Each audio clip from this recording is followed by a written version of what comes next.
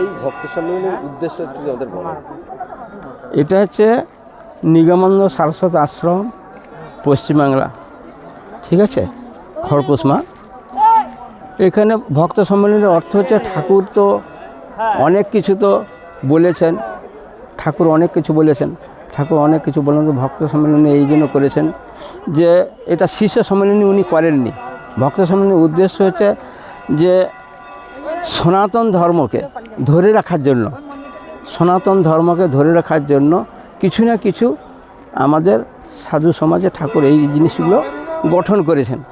আর তার মূলে রাখছে যে যদি আমি শিষ্য সম্মেলনী করি তাহলে গণ্ডির মধ্যে রয়ে যাবে, যার জন্য উনি কী করছেন যে ভক্ত সম্মেলনী, এখানে যে কোনো নিমন্ত্রিত অনিমন্ত্রিত বা যে কোনো সম্প্রদায়ের লোক এখানে আসতে পারে, ঠিক আছে।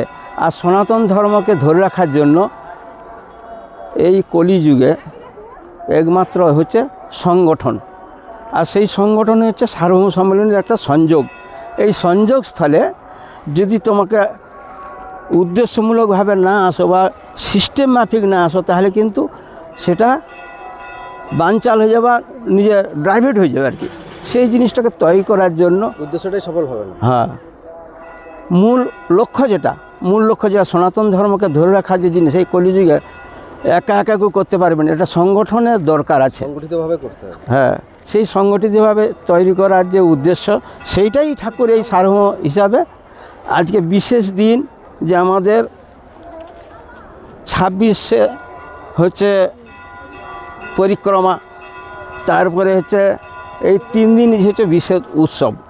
এই উৎসবের মধ্যে উনি সব ভক্তকে আহ্বান করেছেন। আর 365 দিন ভক্তরা শিষ্যরা পুজো পাঠ করে, ঠাকুরকে আরাধনা করে। কিন্তু ঠাকুর এই 3 দিন উনি কিন্তু ভক্তকে আহ্বান করেন। এটা হচ্ছে ঠাকুরের বিশেষ শক্তি এখানে ক্রিয়া করে। আর এখানে উনি কল্পতরু সাজেন 28 তারিখ, সম্মেলনের দ্বিতীয় দিন। হ্যাঁ, আজকে হচ্ছে 27, কালকের দিনে উনি কল্পতরু সাজেন। যে যেটা মনে করে সে সেটা কিন্তু পায়। কিন্তু আপনি যদি ঠাকুরের জীবনী বা বই কিছু যদি না পড়েন বা সেই সিস্টেম মাফিক না চলেন, ওনার হচ্ছেন নিয়ম পঞ্চক, সপ্তবিধানের মধ্যে সংগঠন তৈরি করা, বিভিন্ন ধরনের জিনিস রাখা, আর নিয়ম পঞ্চকের মধ্যে যদি থাকেন তাহলে কিন্তু এই জিনিসটাকে আপনি সুচারুভাবে গঠন করে নিয়ে যেতে পারবেন, ঠিক আছে। এইটা হচ্ছে ঠাকুরের বিশেষ শক্তি ক্রিয়া করে। আর আদর্শ গৃহস্থ তৈরি করার জন্য এই সব সিস্টেম। আর একটা কথা বলছি, উনি কেন এই ডেটটাকে নিলেন? এই যে খ্রিস্টমাস ডে, যে জগৎটা এমন করে দিচ্ছে যে এটা সামাজিকভাবে একটু বলতেছি, এমন করে দিচ্ছে যে জগৎকে সনাতন ধর্ম থেকে অনেকটা অন্য দিকে নিয়ে চলে যাচ্ছে। কি বলছে দিচ্ছে যে তুমি বিনা পূজা বিনা পাঠে আমাকে শুধু একটু মনে করলে, এই বিভিন্ন অন্য সম্প্রদায় যারা আছে তারা এইসব বলে যে এটা যদি তুমি করো তাহলে কিন্তু তুমি রোগমুক্ত হয়ে যাবে, তোমার ক্যান্সার ভালো হয়ে যাবে। এগুলো জিনিসগুলো যে করতেছে, এগুলো মানুষকে শুধু ভাঁওতা দিয়ে বিভিন্ন ধরনের যে সংস্থা এইসব জিনিসগুলোকে সনাতন ধর্ম থেকে ডাইভার্ট করে অন্য লাইনে নিয়ে চলে যাচ্ছে, ঠিক আছে।